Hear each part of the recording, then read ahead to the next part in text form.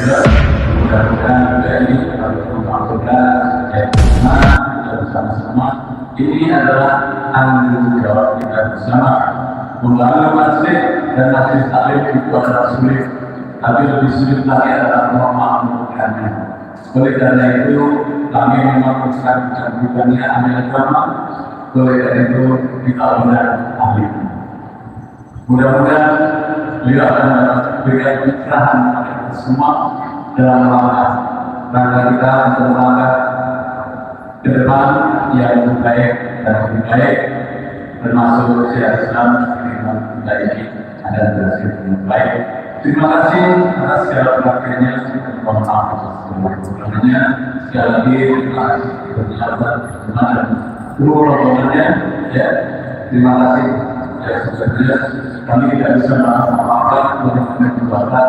Semoga Allah senantiasa melindungi dan melindungi Bapak Terima dan tentunya semuanya, kita semua. Mudah-mudahan Allah senantiasa menerima ibadah kita sekalian. Terima kasih atas perhatiannya, menulis kemuliaannya. Assalamualaikum warahmatullahi wabarakatuh. Langsung ya. Baik kan? Langsung. Saya bisa langsung? Bisa. Allah. Siap ya. Saya duduk adik dulu. Ya. Masya Allah. Ya. Baik.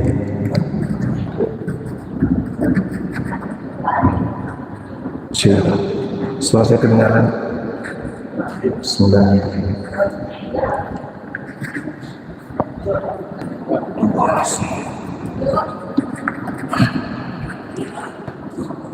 Bismillahirrahmanirrahim. Assalamualaikum warahmatullahi wabarakatuh.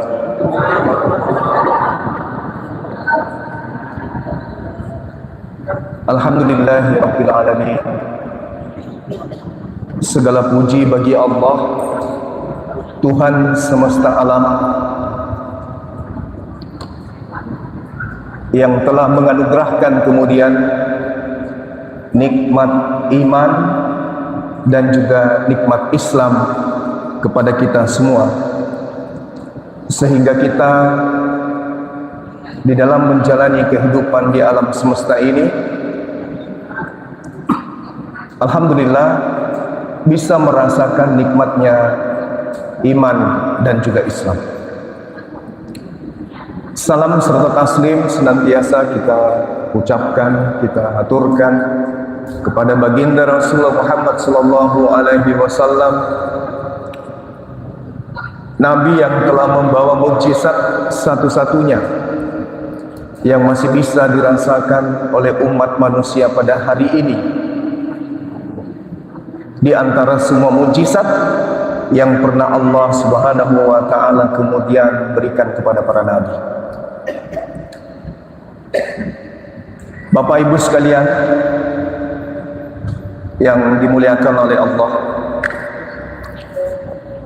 mengawali pertemuan kita pada siang hari ini, pertama saya mengucapkan terima kasih banyak atas antusias Bapak Ibu sekalian para jamaah di masjid yang kita cintai ini untuk mengikuti kajian atau paparan materi yang tidak biasanya. Saya rasa ini adalah hal baru bagi jemaah masjid yang ada di sini, yaitu kajian yang membahas tentang perbandingan agama yang kami sebut dengan kristologi atau apologetika Islam. Bapak Ibu sekalian,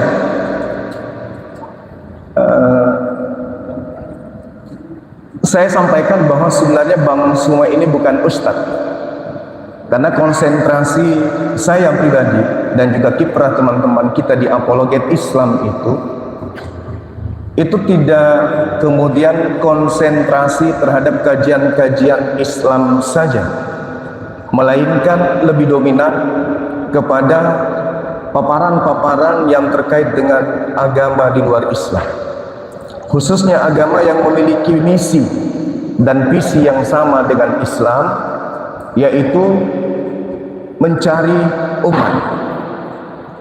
Bagaimana bisa kemudian menjadi umat Islam itu seluruhnya kalau bisa. Ada agama juga yang sifatnya sama, metode tablik, metode syiar, penyampaiannya sama, yaitu agama Kristen. Nah, ini apakah ancaman buat kita? Kalau dikatakan ancaman juga bukan. Tetapi ini adalah hal yang harus kita sadari, bahwasanya di tengah-tengah kita ada sekelompok manusia yang menginginkan kemudian terjadi pemurtadan besar-besaran dari kalangan umat Islam itu sendiri. Apa itu betul? Ya, betul.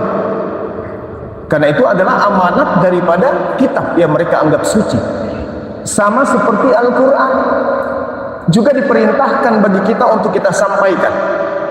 Demikian juga bagi mereka diperintahkan untuk menyampaikan data-data di dalam buku yang mereka anggap suci kepada seluruh umat manusia, termasuk kita umat Islam.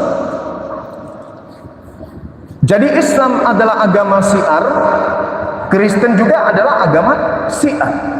Apa yang membedakan kemudian? Yang membedakan adalah Islam disampaikan dengan cara-cara yang hak, cara-cara yang baik, cara-cara yang hikmah, sesuai dengan kaidah dakwah baginda Rasulullah Muhammad SAW. Sedangkan agama yang satu itu disampaikan dengan tablik, dengan cara-cara yang tidak baik, dengan cara yang batil, dengan cara-cara yang tidak benar, dengan metode yang mereka susun kemudian untuk bagaimana bisa memurtadkan sebanyak mungkin umat Islam. Ini yang tidak kita sadari.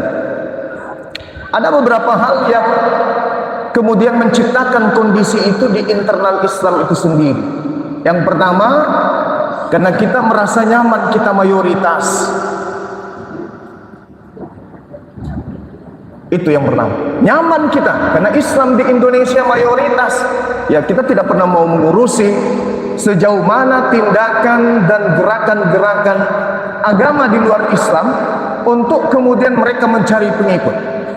Nah, kamilah yang kemudian yang memahami pergerakan mereka. Kami yang tahu kemudian gerakan mereka di bawah tanah, seperti apa program mereka sehingga mereka mampu dengan mudah mengkristenkan anak-anak kita. Karena itulah kemudian Bapak Ibu sekalian, mungkin metode atau materi yang kami sampaikan ini adalah materi asing. Ya, menurut Bapak Ibu sekalian, apa sih ini? Materi kayak begini enggak penting. Tapi sudah saatnya lah kemudian kita menyadari. Karena itu adalah perintah Al-Quran. Al-Quran yang memerintahkan untuk kita kemudian menyampaikan Islam kepada siapapun. Kita harus menyampaikan itu. Banyak ayat dalam ayat suci Al-Quran, dalam Al-Quran yang kita imani, mengajarkan kemudian tugas kepada kita untuk menyampaikan dakwah Islam ini kepada orang-orang di luar Islam, tapi dengan cara yang hikmah. Nah, sedangkan kita melihat tadi Bapak Ibu sekalian, Ustadz kita yang kita hormati, yang kita muliakan berkhutbah di hadapan kita, apa materinya? Ya, tentang akidah Islam. Tentang Islam saja yang dibahas. Bagaimana Islam itu bisa aman, bisa masuk ke dalam surga. Bagaimana Islam itu menjalankan sholat. Bagaimana Islam itu kemudian menjalankan puasa. Hanya itu saja. Yang terlupakan adalah berdakwah kepada di luar Islam.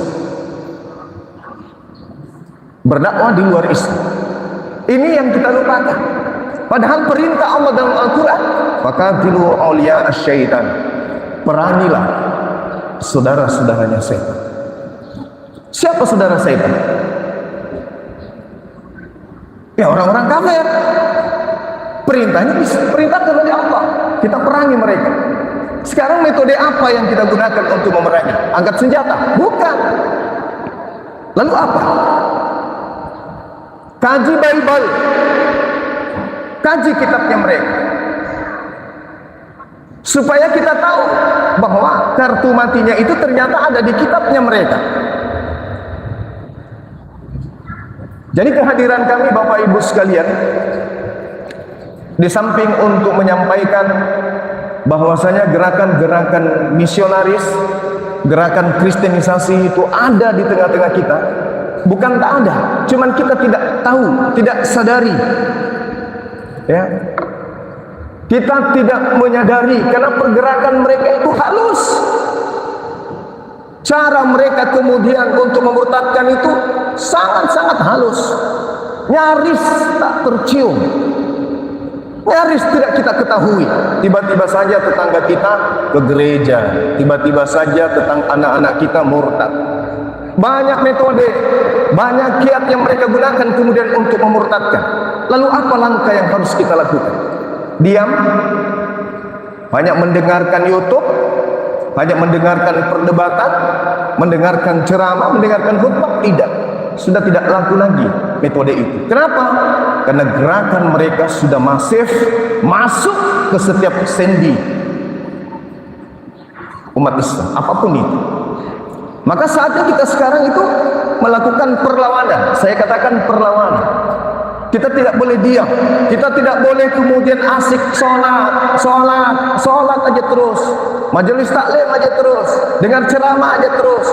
Sementara kita lupakan apa yang anak-anak kita akan imani sepeninggal kita. Sedangkan metode yang mereka gunakan setiap saat, mereka terupdate. Cara mereka memurtadkan itu semakin bagus, semakin baik, semakin halus, semakin melumpuhkan kemudian pergerakan akidah umat Islam. Karena ustadz kita konsentrasinya hanya di masjid. Di masjid pun materinya hanya itu saja.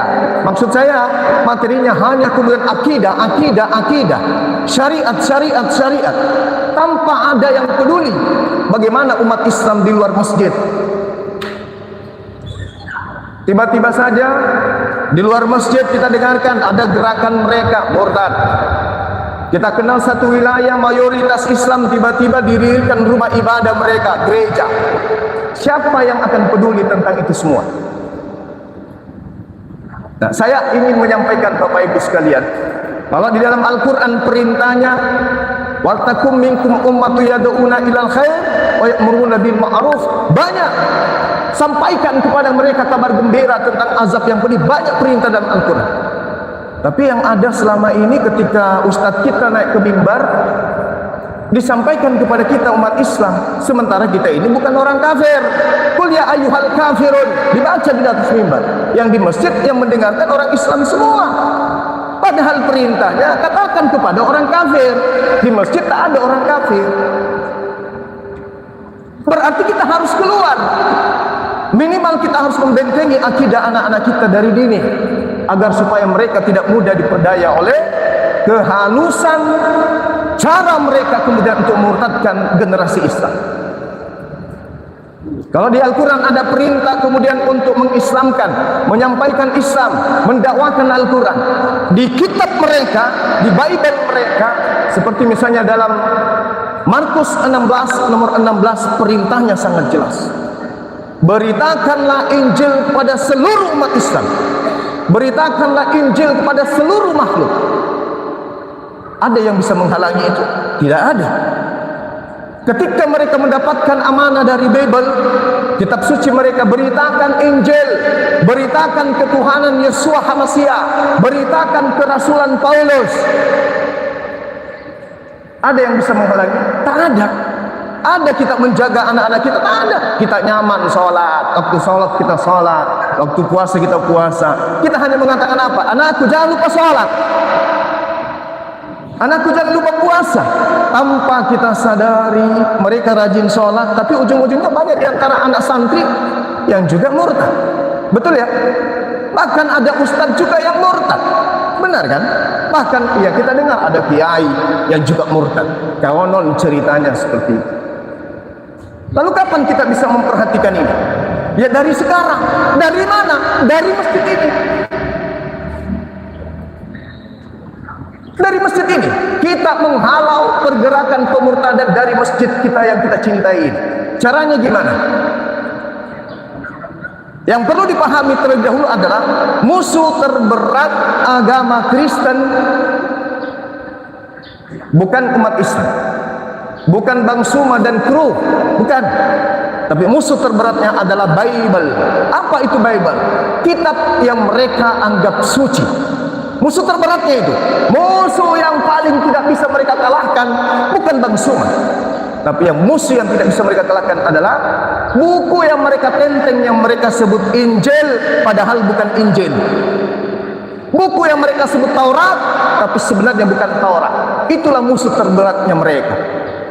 Kelemahan kita tidak paham Bible-nya. Kita tidak ngerti kitabnya, sehingga dengan mudah mereka kemudian menjual Tuhan mereka, sehingga dengan mudah pula anak-anak kita terpengaruh. Jadi solusinya gimana? Mari kita belajar Bible sedikit demi sedikit. Apa boleh? Emang ada larangannya dalam Al-Quran? Ada larangan dari Allah untuk belajar Bible? Ada? Ada ustadz kita yang bisa menunjukkan larangannya belajar Bible? Enggak ada. Ada larangan dari hadits, jangan kau membaca kitabnya orang Yahudi dan Nasara. Ada, Pak Ustaz? Tidak ada. Lalu kenapa kita tidak izin belajar itu? Oh, jangan sampai saya murtad. Tidak mungkin. Tidak ada orang, setahu saya, puluhan tahun belajar Bible, belum pernah saya temukan umat Islam murtad karena belajar Bible. Belum pernah saya temukan ada umat Islam keluar Islam karena belajar Bible yang mereka sebut Injil. Belum. Tunjukkan satu orang. Ada enggak di Indonesia ini yang murtad meninggalkan Islam karena mereka membaca buku Bible? Buku Bible itu apa? Buku Lukas, Markus, Matius, Yohanes, Galatia, Filipi, dan seterusnya. Ada yang murtad karena belajar kitabnya orang Kristen? Tak ada. Yang terjadi malah adalah, Bapak Ibu sekalian, para sahabat-sahabat Muslim, ketika umat Islam menyuarakan isi Bible, kita panen syahadat. Banyak yang mu'allaf. Semalam saya dalam perjalanan menuju bandara, ditelepon akhi Sugi, "Akhi, masuk, ada yang ingin bersyahadat." Subhanallah. Kalau ustadz kita baca ayat suci Al-Quran, ada yang datang bersyahadat. Tapi ketika umat Islam membahas Bible, dirangkaikan dengan ayat suci Al-Quran, berbondong-bondong orang bersyahadat. Bulan kemarin, bulan September, kita mensyahadatkan beberapa keluarga. Karena apa? Karena mereka mendengarkan bacaan Bible. Jadi Bible mengantarkan mereka ke Islam. Dan kurangnya pemahaman terhadap Bible mengantarkan umat Islam murtad. Betul ya? Betul.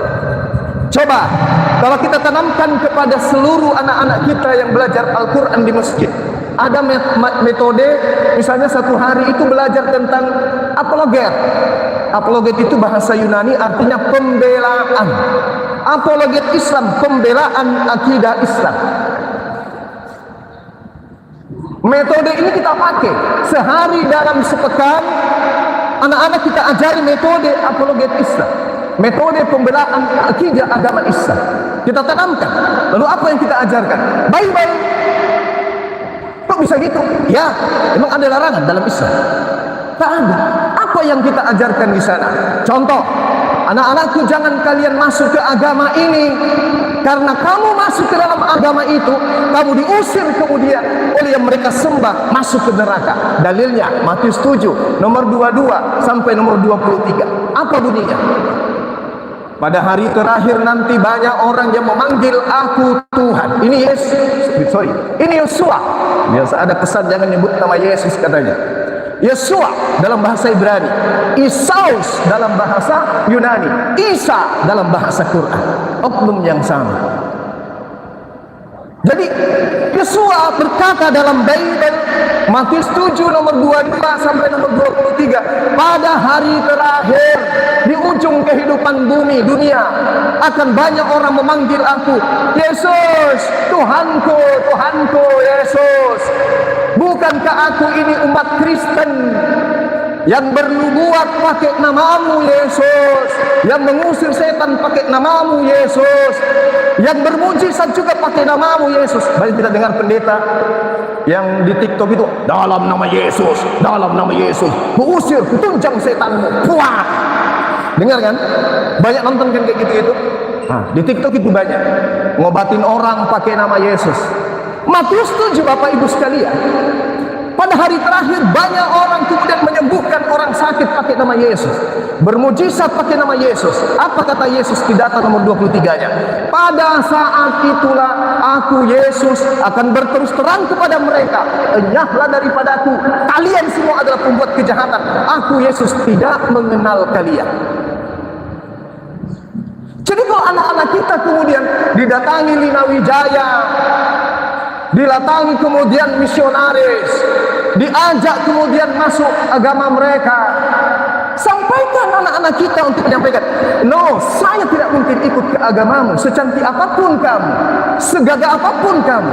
Kenapa? Saya sudah ditanamkan akidah dari masjid saya ini, bahwa Yesus di dalam Bibelmu, coba kamu buka dalam Matius 7, siapapun Kristen yang memanggil Yesus Tuhan akan diusir oleh Yesus ke dalam api neraka. Masa sih? Pasti cowoknya akan mengatakan, masa? Baca Bible. Anak-anak kita sudah paham. Baca Matius 7 nomor 22, nomor 23, berbunyi dengan jelas di situ. Sekarang pertanyaannya, umat mana yang memanggil Yesus Tuhan? Kristen. Kristen, Pak, ya. Umat Islam tak ada yang memanggil Yesus Tuhan. Tak ada. Cuman umat mereka, umat Islam tak ada yang memanggil Yesus Tuhan. Umat mereka yang memanggil. Berarti yang diusir adalah Kristen. Lalu kenapa kita harus ke Kristen? Kenapa anak-anak kita harus ke Kristen? Karena mereka tabu, awam di dalam memahami tentang kitabnya orang-orang Kristen. Lalu apa yang harus kita lakukan? Ya, ajarkan sejak dini pendalaman akidah Islam dengan perbandingan agama. Selesai. Banyak kita dengarkan kemudian, anak saya sekolah Islam, pesantren, jauh-jauh belajar, ujung-ujungnya murtad. Kenapa? Dia tidak paham Bible. Ada yang bawa Bible, tidak paham Bible. Padahal kalau kita paham Bible, tidak akan pernah goyah.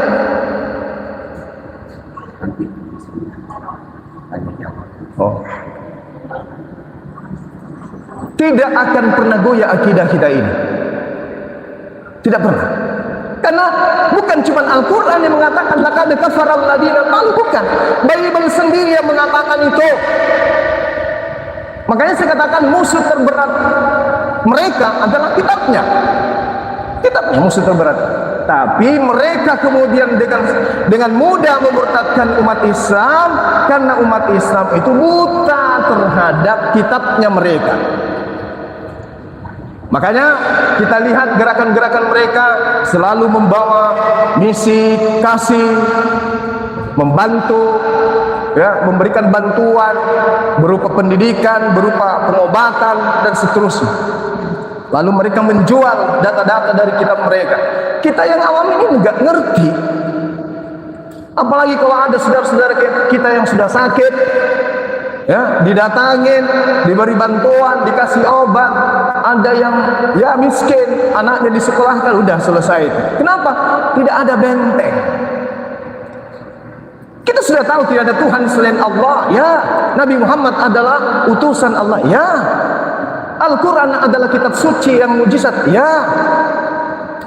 Tapi ketika kemudian kita tidak paham Bible, ada yang datang mengajarkan Bible kepada kita, kepada anak-anak kita minimal, mereka goyah. Itu yang terjadi.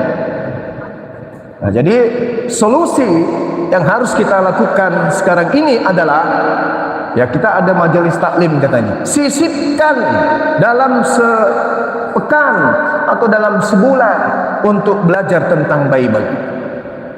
Bukan untuk kita keluar dari Islam, enggak. Justru karena kita sudah paham Bible itu bukan firman Tuhan berdasarkan Al-Quran, surah Al-Baqarah ayat 79, maka kita jadikan itu pelajaran bukan untuk meragukan iman Islam kita, tetapi untuk menjaga akidah daripada generasi Islam itu sendiri. Saya kira begitu Bapak Ibu sekalian. Jadi agama mereka memiliki misi. Di dalam Matius 28 nomor 19, jadikanlah seluruh manusia menjadi muridku. Jadi kita ini manusia. Kita ini manusia. Diperintahkan di dalam Bible untuk dijadikan sebagai murid dari Yesus. Mereka tidak mungkin cuma di gereja, nggak mungkin. Maka apa yang mereka lakukan untuk menjadikan seluruh umat manusia menjadi murid Yesus? Semuanya mereka lakukan dengan cara yang tidak baik sekalipun. Karena memang amanah dari Bible. Filipi 1 nomor 8 tentang Yesus Kristus, kamu sampaikan dengan maksud bohong, dengan maksud menipu, dengan cara tipu muslihat, aku tetap bersuka cita. Jadi mereka memang sudah dibekali untuk memurtadkan orang dengan cara-cara yang tidak baik. Nah, apakah kita tinggal diam? Tentu tidak. Langkah apa yang harus kita lakukan?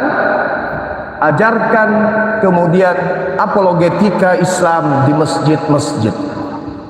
Jangan kaku. Jangan jadikan pelajaran Bible itu sesuatu yang asing. Dalam arti kata, oh bahaya ini, bisa murtad. Enggak. Memang tidak mudah untuk merubah mindset berpikir umat Islam itu. Jangan-jangan nanti di masjid kita belajar Bible, para murtad semua. Tidak akan mungkin, mustahil. Karena di dalam Bible itu sendirilah kita tahu bahwa sembahan mereka mati, sembahan mereka diludahin, sembahan mereka ditonjok, sembahan mereka ditelanjangin, sembahan mereka digantung di atas pohon, dan bahkan sembahan mereka kemudian itu adalah mantan mayat. Bagaimana mungkin umat Islam mau menyembah mantan mayat? Jadi jangan takut belajar Bible itu. Jangan takut. Bukan untuk murtad, tetapi untuk menjaga akidah generasi kita. Tapi tidak juga kita jadikan sebagai rutinitas ritual. Mari teman-teman kita kumpul pada jam 5 sore sebentar, kita akan membaca kitab Markus, Lukas. Oh, jangan juga kayak begitu. Maksudnya pelajaran metodologi perbandingan agama untuk anak-anak kita atau untuk ibu-ibu yang dekat dengan anak-anak kita itu, metodenya adalah berbicara mengenai tauhid menurut Bible, salat menurut Bible, puasa menurut Bible, Tuhan menurut Bible, agama yang benar menurut Bible, Nabi Muhammad menurut Bible, Islam menurut Bible. Itu yang kita ajarkan. Taurat menurut Bible, Injil menurut Bible. Itu yang kita tanamkan. Sehingga anak-anak kita itu sudah paham, oh ternyata yang mereka sebut Allah itu adalah dewa. Oh ternyata yang mereka sebut Alkitab itu adalah surat kabar. Oh ternyata yang mereka sebut rasul ternyata adalah penjagal, bukan nabi rupanya. Oh ternyata yang mereka sebut Tuhan Yesus itu hanya anak manusia, dalilnya ini. Oh Islam ternyata diajarkan di Bible, dalilnya ini. Jadi ketika ada misionaris datang membujuk anak-anak kita kemudian untuk murtad, anak-anak sudah punya dalil. Oh nggak bisa kami murtad, Tuhanmu itu bukan Tuhan, sebab di dalam kitabmu dikatakan seperti ini. Yohanes 19 nomor 30, ketika Yesus minum anggur asam, sejenak setelahnya maka matilah Yesus. Bagaimana ceritanya Tuhan mati? Kamu suruh saya nyembah Tuhanmu yang mati. Tapi selama ini apa? Anak-anak diajarin, kami juga menyembah Allah loh. Kami juga menyembah Allah. Kami menyembah Tuhan yang sama. Dengan cara apa? Mereka menggunakan kata Allah masuk ke dalam Bible. Mudah mudah mereka untuk memurtadkan anak-anak kita. Kenapa? Karena tidak adanya pondasi kuat pemahaman tentang akidah mereka. Dan ini penting. Nah, ini kalau sudah terjadi Bapak Ibu sekalian, ketika ada pengajaran, ada metodologi perbandingan agama di masjid yang kita cintai ini, maka kita semua menjadi pendakwah, mengajak mereka orang-orang itu. Ketika ada teman yang Kristen, kita ajak, Bung, boleh tidak kita diskusi tentang Tuhan? Sahabat semua sudah punya dalil. Di dalam kitabmu dikatakan, di dalam Yeremia 10 nomor 6, di situ diterangkan Tuhan Allah Maha Tinggi, tidak serupa dengan apapun. 2 Samuel 7:22, akulah Tuhan yang Maha Tinggi, tidak sama seperti apapun. Laisa kamitslihi syai'. 2 Yohanes 1 nomor 7. Siapakah penyesat itu? Penyesat itu adalah mereka yang pergi ke seluruh dunia, yang tidak percaya Yesus datang sebagai manusia. Tanya kepada mereka yang datang kepada kita, kamu ajak saya nyembah siapa? Nyembah Yesus. Yesus Tuhan? Iya. Bukan manusia? Bukan. Lah, 2 Yohanes 1 nomor 7. Penyesat itu adalah yang pergi ke seluruh dunia yang tidak mengaku Yesus sebagai manusia. Berarti yang menuhankan Yesus penyesat. Berdasarkan apa? Berdasarkan Bible. Dalilnya mana? 2 Yohanes 1 nomor 7. Selesai. Bagaimana mereka ingin memurtadkan anak-anak kita kalau kita tahu dalil-dalil seperti ini? Makanya Bapak Ibu sekalian, sahabat-sahabat sekalian, bisa kita lihat di sosmed. Kalau kita berdebat dengan mereka dari kalangan apapun, strata pendidikan apapun, ketika mereka kemudian tidak bisa menjelaskan dan mempertanggungjawabkan Bible, apa yang mereka katakan? Kalian tidak mengerti Bible karena kalian tidak punya Roh Kudus. Itu kan mereka. Padahal Roh Kudus itu hanya ada di Al-Quran. Kristen di luar Indonesia tidak pernah mendengarkan kata Roh Kudus. Hanya di Indonesia ini. Mengambil data dari Al-Quran surah An-Nahl ayat 102. Yang data mengajarkan Nabi Muhammad SAW, kemudian Al-Quran adalah Roh Kudus. Qul nazzalahu Ruhul Kudus. Kata Roh Kudus dalam Bible mereka itu tak ada.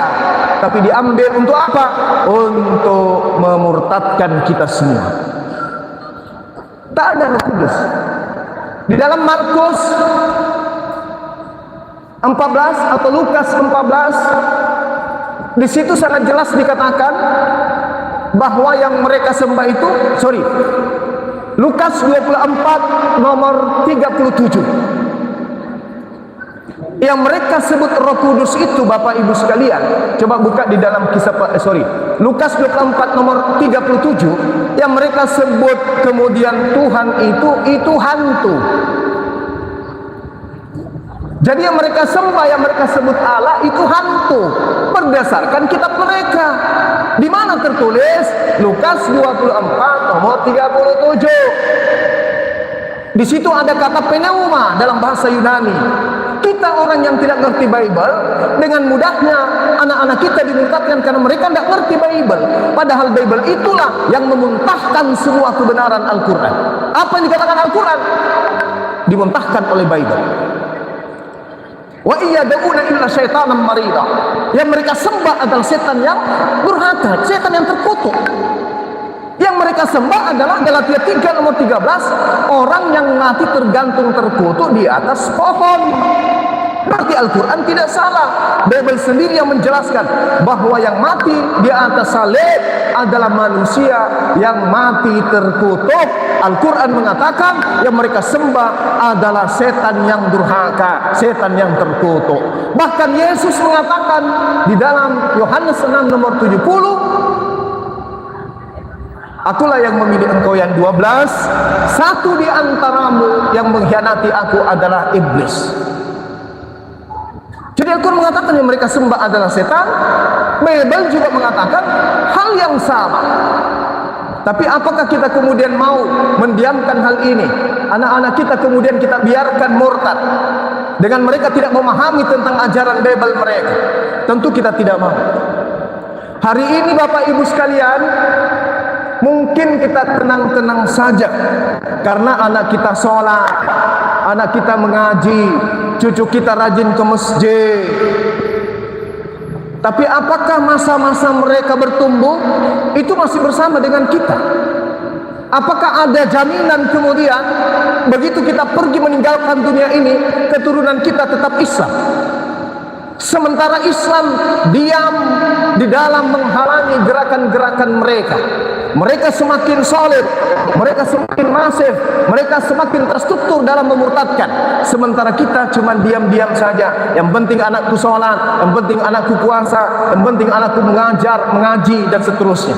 Ternyata itu tidak menjamin anak-anak kita untuk tetap mati dalam keadaan Islam.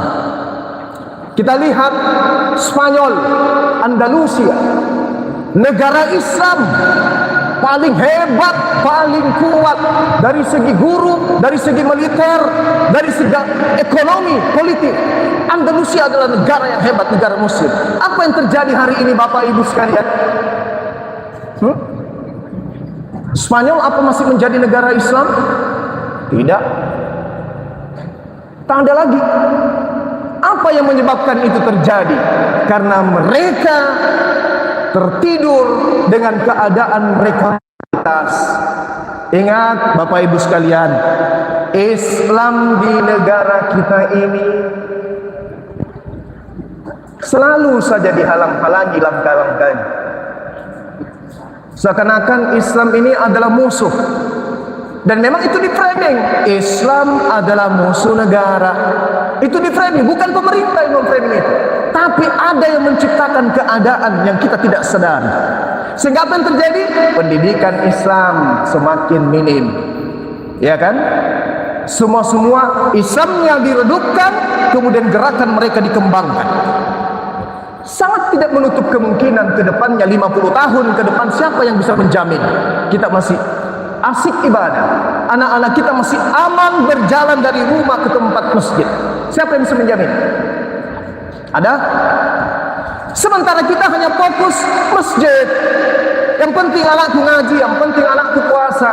Kita tidak pernah memberikan asupan untuk membentengi akidahnya. Sedangkan Rasulullah mengajarkan tentang akidah 13 tahun lamanya sebelum Rasulullah mengajarkan tentang syariat.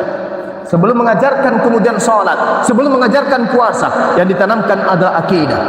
Apa itu? Qul ya ayyuhal kafirun la a'budu ma ta'budun, dan seterusnya.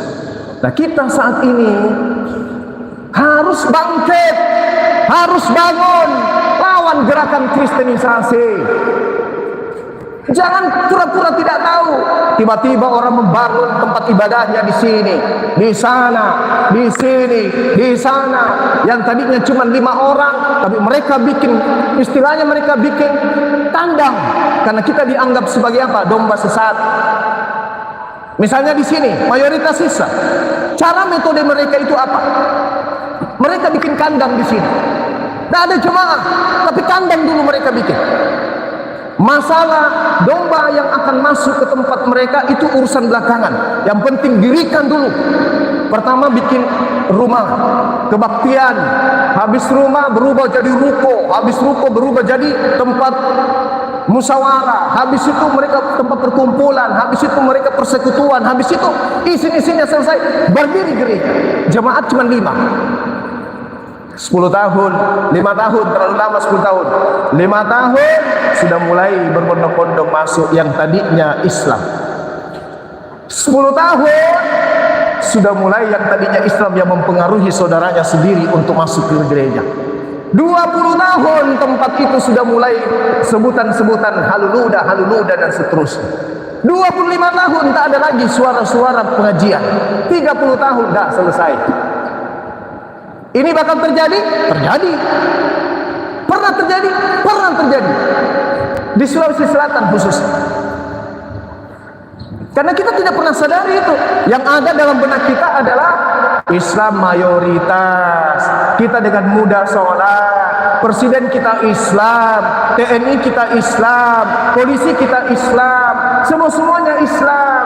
Sampai kita terlena, ternyata musuh Allah sedang melakukan upaya penggulingan mayoritas menjadi minoritas. dengan semua aspek, politik, ekonomi, pemerintahan, semua diserang oleh mereka. Coba nanti lihat dekat-dekat Natal, kita jalan-jalan ke mall, semua aksesoris paganisme itu muncul. Perempuan-perempuan Islami disuruh menggunakan aksesoris mereka. Ini apa tujuannya? Pendangkalan akidah. Nah, saya sangat bersyukur sebagai aktivis pemerhati ya anti pemurtadan bersama dengan kru adik-adik saya yang sebenarnya mereka jauh lebih kompeten untuk menjelaskan ini, tapi karena saya yang dituakan, saya mengambil alih untuk sementara. Dan saya berharap ke depan sepeninggal saya pulang ke kampung di Jakarta ini, khususnya di wilayah kita di Jabodetabek ini, ada kemudian penerus untuk senantiasa peduli dari masjid ke masjid menyuarakan materi-materi ini. Jangan diam kita, jangan diam sahabat-sahabat sekalian. Ini harus ditanamkan. Saya titip kemudian kepada pengurus masjid kita, ayo mari kita berkumpul. Apakah ada manfaatnya masuk metode pembelajaran apologet Islam kepada anak kita atau tidak? Ya, hubungi kami.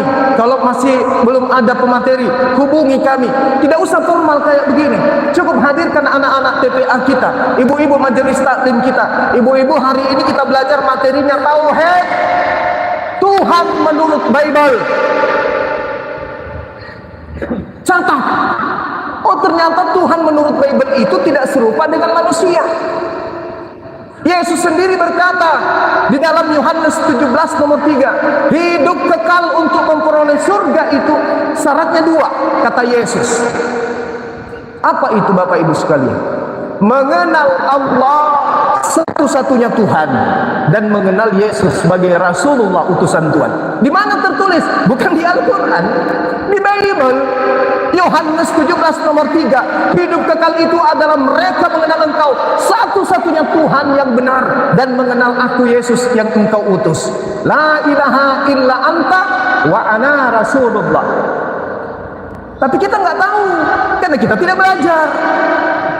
Tapi setelah kita tahu materi hari ini tentang Tuhan, materi minggu depan, Ahad depan berbicara mengenai tentang kaidah ibadah. Saatnya, kenapa Bapak Ibu sekalian?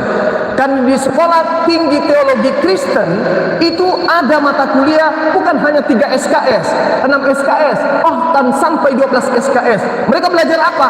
Belajar Al-Quran. Jadi sarjana-sarjana yang nantinya jadi penginjil itu sudah belajar Al-Quran. Kita ada belajar Bible? Tidak ada. Kenapa? Karena kita terpesona dengan keindahan Islam dari dalam. Kita tidak pernah berpikir bagaimana ke depannya anak-anak kita. Maka saatnya kemudian saya berharap di masjid yang kita cintai ini ada materi pembelajaran apologetika Islam. Apologet Islam artinya pembelaan Islam. Apa itu? Ya, ketika orang datang membawa Indomie, mengajak anak-anak kita kemudian untuk murtad, kita ajarkan mereka Bible. Duduk di sini, Dek. Duduk di sini, Dek. Kamu mau apa, Dek? Kami dari Persekutuan Kasih mengajak Bapak Ibu sekalian untuk membaca doa pagi hari dengan doa ini bla bla bla bla. Kita injili mereka. Kita yang ajarkan mereka Bible. Duduk. Saya mau tanya. Tunjukkan di dalam Bible, perjanjian lama dan perjanjian baru, Yesus pernah mengaku Tuhan. Ada? Kalau ada, seisi rumah saya besok ke gereja. Ada? Tidak ada. Ya udah pulang. Mereka akan kembali ke tempat mereka melapor. Tetangga kita nomor sekian, jalan ini nomor sekian, nama bapaknya mengatakan ketika kami lakukan penginjilan. Jangan dikira Bapak Ibu sekalian, mereka tidak punya catatan-catatan kita. Ada. Siapa nama imamnya di sini? Di mana imamnya tinggal? Jangan dipikir mereka nggak tahu. Tahu. Di mana pesantren? Di mana tempat-tempat TPA Al-Quran? Di mana kemudian orang belajar tentang TPA Islam? Mereka tahu. Mereka punya catatan. Kita pernah membahas itu. Ketika kita kajian, oh di situ ada gereja, di situ ada ini. Ada? Tidak ada. Nah, inilah kita kecolongan. Karena kita tidak menyadari bahwa di luar kita, di luar Islam, musuh Allah senantiasa melakukan gerakan-gerakan baik yang terselubung maupun yang tidak terselubung. Saya kira begitu Bapak Ibu sekalian. Dan pada kesimpulannya adalah kita jangan takut belajar Bible. Karena Bible bagi kita bukan firman Allah. Bible itu hanya catatan hasil penyelidikan, dan saya bisa membuktikan itu. Saya undang pendeta, silakan siapkan tempat, kita buktikan bahwa Bible itu bukan firman Allah. Itu hanya catatan-catatan pewarta. Kalau kita membahasakannya itu cuma surat kabar dari catatan penulis yang gereja pun tidak tahu siapa penulisnya. Saya undang pendeta dimanapun berada, kalau yang menyimak ini, kita buktikan bahwa kitab saudara itu bukan wahyu Allah, bukan firman Allah. Itu hanya catatan-catatan wartawan yang dibukukan kembali untuk kemudian diajarkan pada seluruh umat manusia. Ya, karena itu jangan takut belajar. Kalau perlu, habis ini beli Bible. Datangkan guru belajar di sini. Ketika gurunya mengatakan, sahabat-sahabat sekalian, buka kemudian dalam kitab mereka dikatakan, misalnya di dalam Ulangan 32 nomor 39, Akulah Allah yang menghidupkan dan mematikan, tiada Tuhan selain aku. Buka. Ada jemaah buka. Oh betul. Berarti akidah kita semakin kuat. Yesus ternyata bukan Allah. Yesus ternyata bukan Tuhan. Karena kita sudah lihat bukunya. Akidah kita semakin mantap, pengajaran kita, ibadah kita semakin bagus. Banyak Bapak Ibu sekalian yang menghubungi saya, menghubungi kami sambil terisak-isak menangis. Apa kata mereka? Anakku, Adinda, sahabatku, dulu saya ibadah sudah 30 tahun lebih, tahajudku tidak terputus boleh dibilang, tapi ya begitu-begitu aja. Sholat, khusyuk, tapi tidak pernah air mata saya itu menetes. Tapi ketika saya mendengarkan dialog, mendengarkan debat lintas agama, sholatku baru wudhu, saya udah gemetaran. Baru punya niat ke masjid, hatiku sudah sahdu. Ketika aku takbir, yang ada hanya kebesaran Allah, khusyukku berkali lipat ganda. Karena saya sudah merasakan bahwa ternyata memang Islam itu agama benar. Dengan membandingkan kitab mereka dengan Al-Quranul Karim, ternyata Yesus syahadat, ternyata Yesus puasa, ternyata Yesus itu puasa, syahadat, zakat, sholat, dan seterusnya. Berarti Yesus ini Islam. Contoh, Ibrani 5 nomor 7. Sebagai manusia, Yesus mempersembahkan doa yang sungguh-sungguh kepada Dia yang sanggup menyelamatkannya dari kematian. Dan atas kesolehannya, Yesus doanya dikabulkan. Yesus disebut anak soleh, berarti Muslim. Yesus bukan anak Kristiani, tetapi Yesus adalah anak soleh. Kalau zaman sekarang mungkin dia ikut di TPA masjid kita. Baik Bapak Ibu sekalian, jangan terlalu panjang kita ya, walaupun sudah panjang kali ini kurasa. Yang pada intinya kemudian kehadiran kami di sini untuk membangkitkan semangat kita untuk belajar bagaimana perbandingan agama ini bisa menjadi salah satu kurikulum di setiap masjid. Setiap masjid ajarkan tentang perbandingan agama. Sudah saatnya sekarang. Coba kita lihat beberapa saat lalu di Monas, orang jual Bible, jual Yesus. Dia jual Yesusnya di Monas. Mendatangkan orang bule dari luar, membacakan Bible kepada orang-orang Islam, nyata-nyata berhijab, nyata-nyata berjilbab, dia ajarin untuk menjadi Kristen. Kita diam. Sudah bukan saatnya diam. Kalau nanti ke depannya di sini sudah ada materi pembelajaran 3 bulan, selama 3 bulan, ada yang berani membacakan Bible kepada umat Islam di Monas, jemaah di sini berbondong-bondong bisa membacakan juga Bible kepada mereka. Setuju ya? Setuju dong. Kalau ketika mereka mengatakan Yesus itu Tuhan, bantah, salah. Di dalam Bible-mu menyatakan 2 Yohanes 1 nomor 7, siapapun yang tidak mengakui Yesus sebagai manusia, maka dia adalah penyesat. Dalil tidak berkutik, dalilnya ada, Bible ada. Siapakah penyesat itu? Bukankah dia yang pergi ke seluruh dunia, yang tidak mengaku Yesus datang sebagai manusia? Jadi kalau ada yang mengajarkan Yesus Tuhan, penyesat. Kalau ada yang mengajarkan Yesus Tuhan, antikristus, penyesat. Dalilnya 2 Yohanes 1 nomor 7. Tidak ada perlawanan. Makanya Bapak Ibu sekalian, di dunia debat Islam Kristen, ya kami ini, tak ada satupun pendeta yang bisa berdiri tegak di hadapan kami. Kenapa? Kami lebih paham Bible. Kami lebih paham Bible daripada mereka. Yang mereka pahami hanya data-data tentang perpuluhan, mengumpulkan uang, persembahan suci dan seterusnya. Tapi dalil-dalil Yesus bukan Tuhan, berani nggak mereka sampaikan kepada jemaat? Tidak mungkin. Kalau berani mereka menyampaikan, itu sama dengan mengusir jemaahnya dari tempat ibadah mereka. Saya kira begitu Bapak Ibu sekalian. Kalau ada kata-kata yang kurang berkenan, barangkali saya mewakili teman-teman, mewakili para apologet Islam yang selama ini di dunia TikTok, dunia YouTube, mungkin kami kasar, mungkin kami arogan, mohon maaf. Karena kami yang mengalami di medan perang. Biasanya penonton itu lebih hebat daripada pemain. Karena itulah kemudian melalui masjid yang kita cintai ini, saya yakin di antara yang hadir di sini ada yang pernah melihat Bang Suma sebelumnya berdebat, mungkin ada keluar kata-kata kasar, yaitu karena kaidah Quran pun yang mengajarkan illal ladzina zalamu minhum, kecuali terhadap orang-orang zalim yang ada di antara mereka kita harus keras. Bahkan Rasulullah kaidahnya saling mencintai kepada umat Islam dan keras terhadap orang kafir. Tapi keras bukan berarti kita ingin memerangi secara fisik, tidak.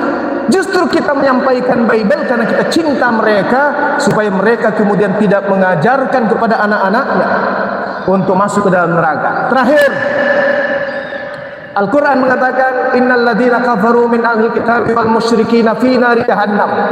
Orang kafir masuk neraka, khalidina fiha, kekal di dalamnya. Itu kata Quran. Bagaimana dengan kata Yesus? Sama. Matius 5 nomor 19. Barang siapa yang meniadakan firman Tuhan meskipun yang paling terkecil. Firman Tuhan yang dimaksud ini adalah hukum Taurat yang datang kepada Nabi Musa. Siapapun yang mengajarkan untuk meniadakan meskipun yang paling terkecil, lalu mengajarkan kepada anaknya, kepada suaminya, kepada istrinya, kepada saudaranya, kepada orang lain, maka dia akan menempati tempat terhina di dalam kerajaan langit, yaitu neraka. Dalil ya. Seperti itu. Itu yang terakhir dari saya Bapak Ibu sekalian. Terima kasih dan mohon maaf atas segala kekurangan. Kita tutup. Ya. Tutup ya. Tanya jawab. Tapi kita ada materi di tempat lain. Oh iya. Gimana? Boleh. Pertanyaan satu dari Bapak Ibu. Tanya dulu. Ada yang mau bertanya Ibu-ibu? Ada yang mau bertanya? Silakan berdiri. Ya, berdiri silakan. Ya, silakan.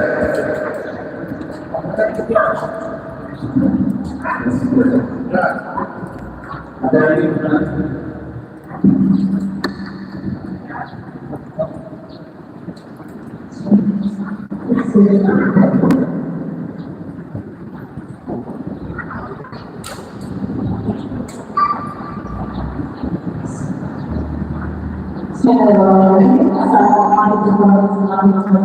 Waalaikumsalam warahmatullahi wabarakatuh.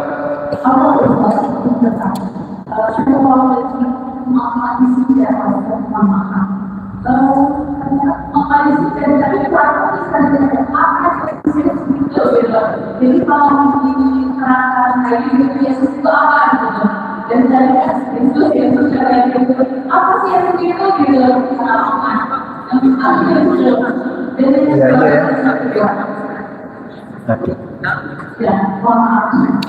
Ini nggak jelas. Oh ya, ya. Ustaz, mohon maaf kalau bisa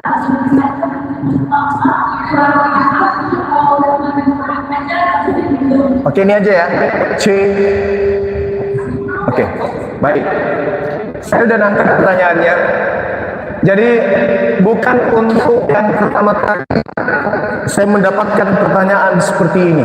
Nah, inilah kita awam sekali. Awam sekali.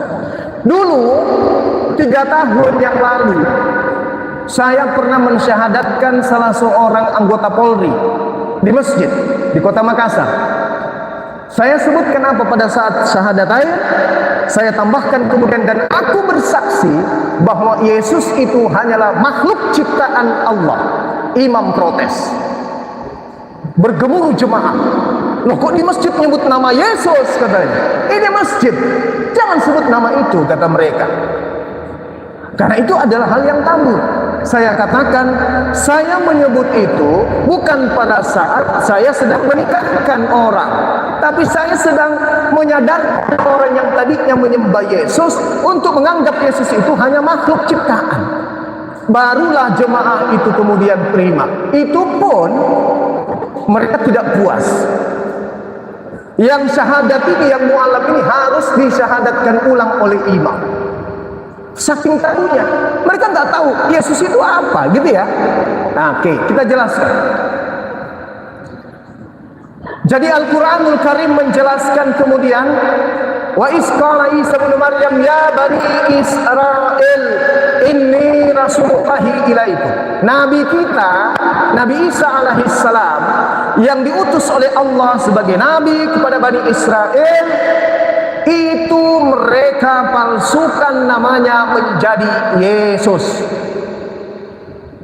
Kenapa dipalsukan namanya? Ya karena Yesus tidak mungkin menggunakan bahasa Yunani.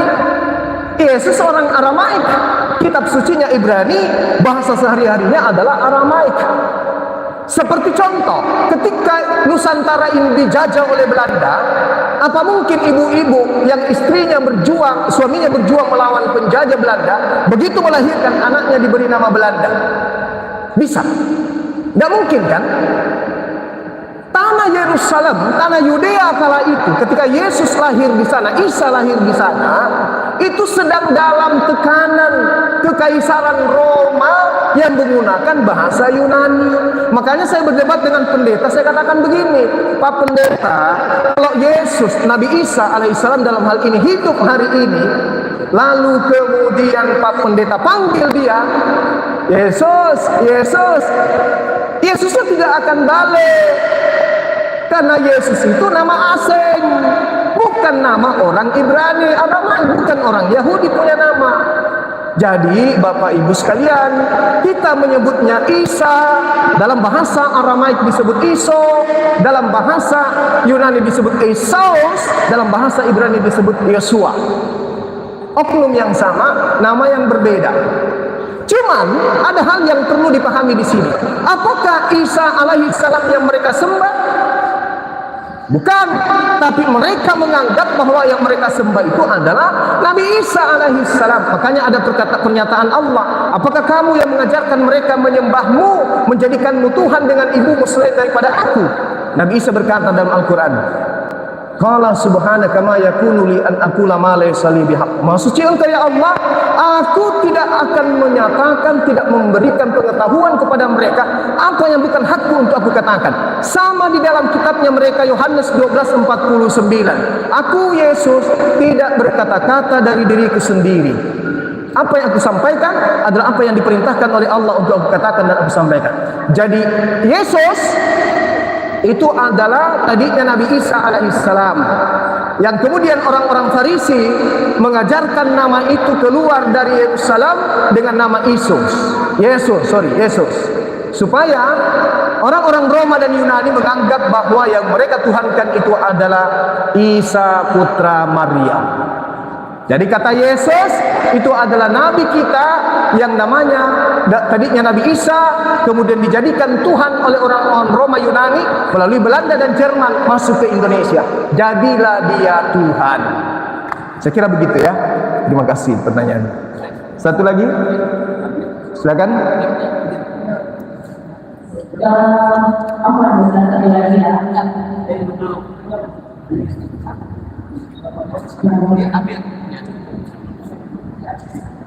Satu lagi Pak.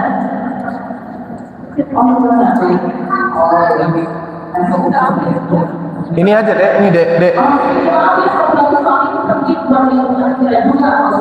Boleh ya? Boleh.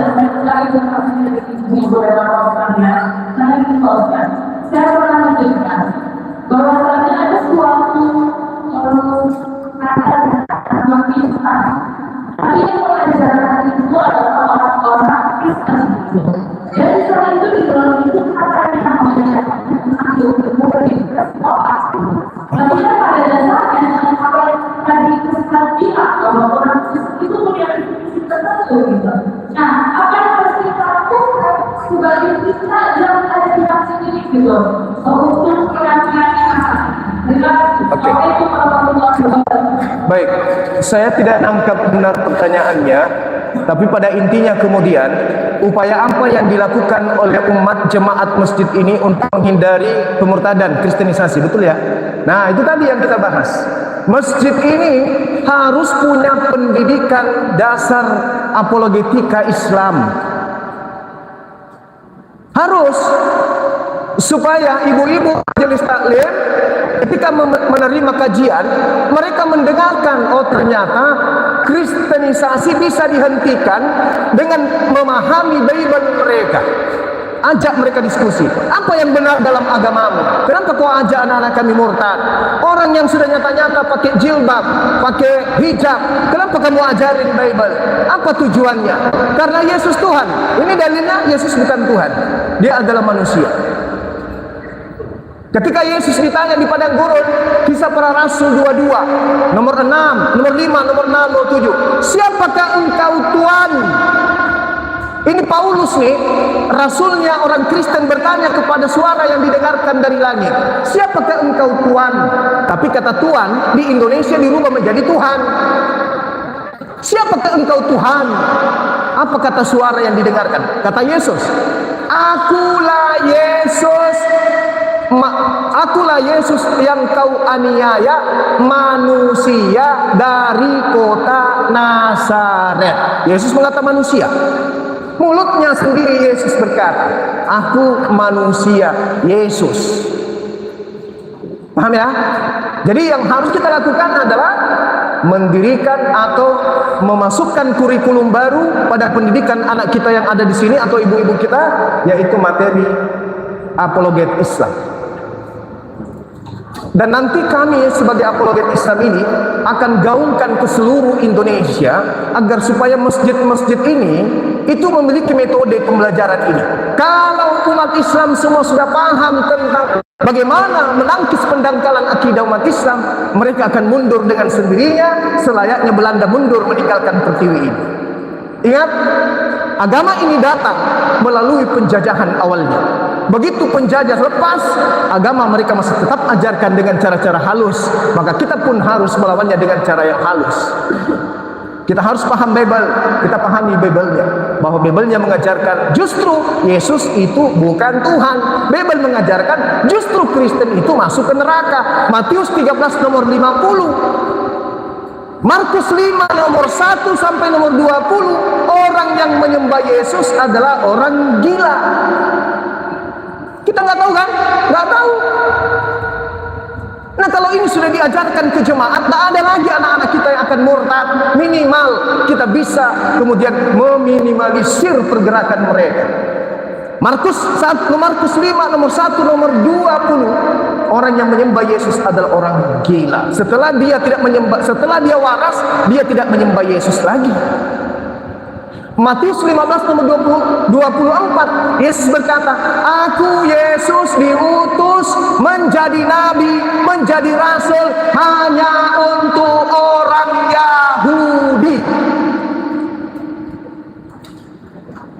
Yesus yang berkata, aku bukan orang Yahudi. Misalnya ada Kristen datang, ayo kita ke gereja nyembah Yesus. Maaf, aku bukan orang Yahudi, aku orang Sunda Tea. Aku bukan orang Yahudi. Sedangkan Yesus dalam Matius 15:24, aku diutus hanya kepada orang yang sesat dari umatku Israel. Dah selesai. Ya, jadi apa yang harus kita lakukan? Lahirkan generasi-generasi apologetik Islam di wilayah kita ini. Didik mereka, datangkan ustadz kita, ustadz muda, paham Bible, ada ketua API, Apologetik Islam Indonesia, ada bagian harian, dan teman-teman kita. Tinggal dihubungi, bang, hari ini kami kajian. Gak usah dibayar, tidak dibayar pun tidak apa-apa. Yang penting mereka hadir kemudian sih, gak usah dibayar, emang gak dibayar. Demi untuk kemudian menangkis pendangkalan akidah ini. Begitu ya Bu ya. Jadi kalau hanya mendengarkan di TikTok, berarti kita mencatat. Tapi itu tidak menjadi suatu pembelajaran. Harus kita berjamaah. Gaungkan. Anak-anak, hari ini kita belajar tentang apologet Islam, pembelaan agama Islam. Yuk, masuk yuk. Jadi anak-anak sudah paham. Yesus bukan Tuhan. Bible bukan firman Tuhan. Paulus bukan rasul. Anak-anak kita yang masih kecil sudah paham semua. Jadi begitu ketemu dengan kristenisasi di luar, anak-anak sudah bilang, oh sorry ya, kami bukan penyembah manusia. Saya kira begitu, Ibu. Kasih. Ada lagi yang lain? Sorry, telat kita. Ambil.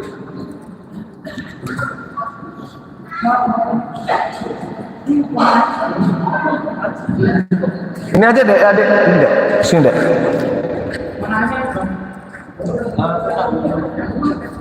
Ya, beliau dulu. Ya, silakan. Dia sudah 2 tahun di sini soalnya.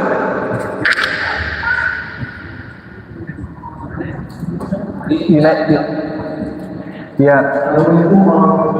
Waalaikumsalam warahmatullahi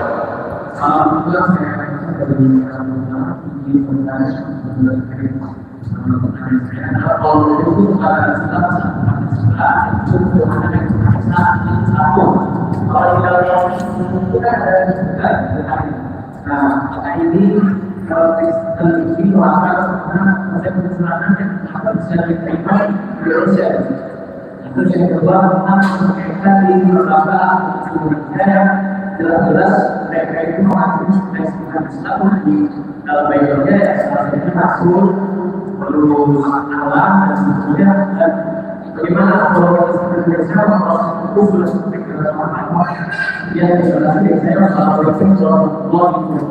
Waalaikumsalam warahmatullahi wabarakatuh. Baik. Pertanyaan yang pertama tentang ketuhanan yang Maha Esa. Markus 12 nomor 29. Gitu ya Dinda ya? 29 ya. Shema Israel Adonai Eloheinu Adonai Ahad. Qul huwallahu ahad. Jadi orang-orang Yahudi mengajarkan Tuhan itu Ahad. Umat Islam juga mengajarkan Tuhan itu Ahad. Satu bahasa Indonesianya. Tapi Ahad dalam kaidah tauhid itu bukan satu, tapi tunggal. Allah Subhanahu wa taala itu adalah entitas tunggal yang absolut, tidak bisa terbagi. Sedangkan dalam kitab mereka 1 Yohanes 5 nomor 7 ada 3 yang bersaksi di dalam surga. Sudah 3 disebut, tapi mereka mengaku 1. Inilah yang diterangkan Al-Quran. Wa makaru wa makarallahu wallahu khairul makirin. Yukhadi'una allaha walladina amanu. Mereka menipu Allah, ingin menipu Allah, menipu orang Islam, orang beriman, tapi sesungguhnya mereka hanya menipu diri mereka sendiri. Coba tanya, Yesus Tuhan? Tuhan. Yang mengutus Yesus yang kalian sebut Bapak Tuhan juga? Tuhan juga. Roh Kudus burung merpati Tuhan juga? Tuhan juga. Berapa Tuhanmu? 1 katanya. Linglung seketika. Iya kan ya? Apakah Tuhan yang mengutus Yesus anak Maria? Bukan. Apakah Yesus satu-satunya Tuhan pernah dia ucapkan? Tidak. Apakah Roh Kudus itu satu-satunya Tuhan? Bukan. Bapak Tuhan, Yesus Tuhan, Roh Kudus Tuhan. Berapa Tuhan? 3. Tapi coba tanya, berapa Tuhan? Siji katanya. 1. Gimana ceritanya? Makanya agama mereka hanya untuk mereka yang makan doktrin. Tidak boleh menggunakan akal. Harus doktrin, dogma. Apakah mereka layak di Indonesia? Ya, sekuat-kuat mereka memperjuangkan dan melilit lidah. Tuhan kami 1, rupa-rupa pribadinya. Ya sekuat-kuat mereka melilit lidah mereka, Tuhan kami satu, yang jelas satu. Tuhan kami tidak bisa mati. Terus yang mati di atas pohon salib, di kayu salib siapa? Tuhanmu juga? Ya, Tuhan saya juga. Loh, Tuhan tidak bisa mati? Ya, tidak bisa mati. Tuhanmu yang di pohon itu mati? Mati. Tuhan bisa mati atau tidak? Tidak bisa. Yesus Tuhanmu mati nggak? Mati. Tuhan bisa mati atau tidak? Tidak bisa. Yang mati di atas tiang salib itu Tuhanmu atau bukan? Tuhanku. Gimana ceritanya? Jadi ketika kita berdiskusi dengan mereka, ya mental kita harus kuat memang, karena kita digiring menjadi orang yang tidak berakal. Ikut-ikutan kita nantinya. Sekira begitu Dinda ya. Jadi sekuat mereka melilit lidah mereka mengatakan sesuatu yang tiga adalah satu. Makan kue tiga, bayarnya satu. Gitu. Pertanyaan yang kedua. Terkait dengan istilah-istilah Islam. 1 Korintus 9 nomor 20-21. Pendiri agama Kristen mengatakan apa? Kepada orang Yahudi, aku mengaku Yahudi meskipun aku bukan Yahudi, supaya aku banyak kemudian memurtadkan orang Yahudi. Kepada penganut Taurat, saya berpura-pura menjadi pengikut Taurat meskipun saya tidak taat kepada hukum Taurat, supaya saya banyak memenangkan pengikut Taurat. Ingat itu. Filipi 1 nomor 8 tentang Yesus diberitakan dengan maksud membohongi, mengelabui, atau dengan maksud jujur, aku tetap bersukacita. Jadi istilah-istilah itu dipakai untuk apa?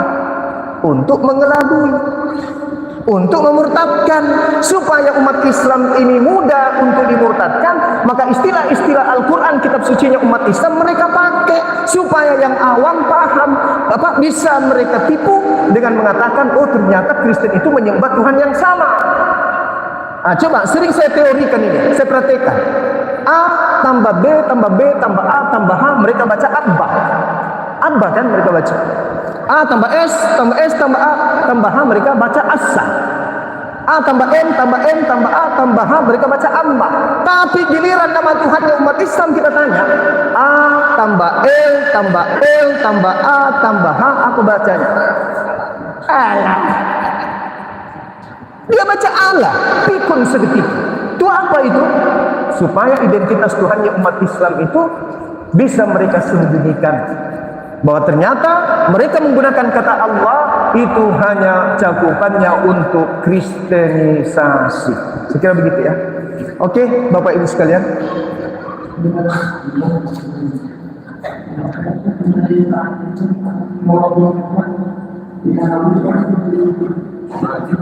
Saya nggak jelas. Karena menjawab hujatan dan ketika kita dibilang hidup Pak, yang hidup kan dia hujatan. Umat Islam Tuhannya nggak kelihatan. Umat Islam membawa batu cara menjawab hujatan. Oke, semua jawabannya itu ada di Bible. Ya Dinda ya. Ini pakar Quran ini. Dinda Ustadz kita siapa? Daman yang sering buka kamera bahas Quran, ini beliau orang. Kita di apologetik Islam itu lengkap, saling melengkapi. Jadi mengenai hujatan terkait Rasulullah, mereka yang menghujat hidup 2000 tahun, 1400 tahun setelah Rasulullah. Kenapa hujatan itu tidak muncul dari kalangan Arab? Kira-kira orang Arab yang paham bahasa Arab, yang paham Al-Quran, yang paham hadits, yang paham tafsir, yang paham seluruh kaidah-kaidah keislaman, baik itu sejarahnya Rasulullah, caranya hidup, caranya berperilaku, hubungannya sesama manusia pada zaman itu, orang Arab nggak tahu. Tahu kan ya? Tahu. Mana hinaan mereka kepada Rasulullah? Yang muncul di tanah Arab adalah kemuliaan untuk beliau. Sementara ente tidak bisa baca Quran, tidak mengerti hadis. Anda kemudian menuduh Rasulullah yang dimuliakan di tempat kelahirannya oleh umatnya, oleh keluarganya, oleh sebangsanya, bahkan seluruh umat Islam. Ente siapa? Tunjukkan kitab apa yang menghina Rasulullah sesuai dengan hinaan. Ada? Tak ada. Itu hanya hujatan saja. Itu hanya hinaan. Jadi cara kita mengkanter itu adalah buka Bible. Kalau dikatakan Nabi Muhammad itu poligami, di dalam Bible jelas Lukas 18, Lukas 18. Di situ diterangkan nomor 29, nomor 30 Yesus mengajarkan kemudian poligami. Matius 19 nomor 29, ketika dituduh umat Islam 72 bidadari, Yesus menjanjikan pengikutnya 100 bidadari. Matius 19 nomor 29. Tapi di Indonesia kata gunaika dihilangkan, kata wife itu dihilangkan, kata istri dihilangkan. Tapi coba lihat di KJP terbitan yang lebih tua, pasti muncul kata istri, dihilangkan kata istrinya. Betul ya? Buka Bible. Menyembah batu, baca Yesaya 6 nomor 7. Dengan mencium batu, dosa-dosa dihapuskan. Baca Keluaran 29 nomor 14, membakar tai sapi, dosa-dosa dihapuskan. Gimana dong? Kalau umat Islam mencium Hajar Aswad, dosa dihapuskan. Mereka dalam kitabnya membakar tai sapi, dosanya dihapuskan. Jadi sampaikan kepada mereka, ada pesan dari Bang Suma, kalau butuh tai sapi hubungi Bang Suma, di kampung saya banyak. Itu hapus dosa. Habis bersih malam ini, paginya bakar tai sapi, terhapus dosa. Sekira begitu Adinda. Jadi materi-materi seperti ini memang dibutuhkan kajian internal untuk membahas bagaimana mengkanter hujatan-hujatan mereka kepada baginda Rasulullah Muhammad SAW. Dan terakhir, untuk antum khusus, kalau mereka menghujat tentang Rasulullah dan membandingkan dengan rasulnya mereka yaitu Paulus, kita ada kitab namanya Sejarah Rasulullah, Sirah Nabawiyah. Ya, ya, betul. Membahas seluruh tentang Rasulullah. Minta kepada dia kitab apa yang umat Islam harus baca untuk mengetahui sejarah hidupnya Rasul Paulus. Apa nama kitabnya? Kita lihat apa yang dia lakukan pada saat usia 5 tahun, 10 tahun, 15 tahun. Mana tahu dia pencuri sapi? Ya kan? Atau dia itu suka merbuntut, apakah namanya itu ya. Jadi saya kira begitu adik-adik sekalian dan juga bapak ibu sekalian, saya kira cukup sampai di sini. Mohon maaf ketika kepanjangan. Materi apologet ini adalah materi baru memang di kalangan kita, tetapi insya Allah doakan kami mudah-mudahan metode materi apologet Islam ini disambut baik oleh umat Islam se-Indonesia, sehingga kami bisa tampil menyuarakan, menyampaikan. Begitu juga masjid-masjid kita bisa tampil untuk menyampaikan materi-materi apologet Islam, supaya umat Islam di dalam serangan pendangkalan akidah itu bisa mendapatkan senjata ampuh untuk melawan gerakan kristenisasi.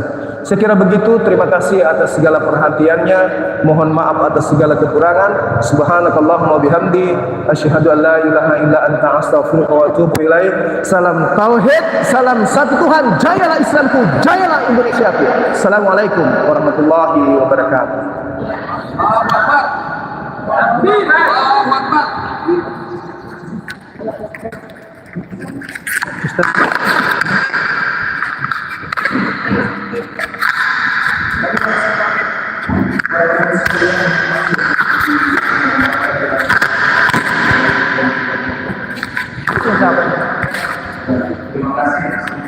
Ini siapa itu Bang?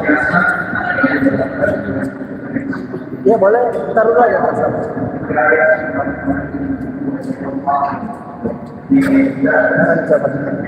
Ini gimana Bang? Ini ya? Kali ya? Ya.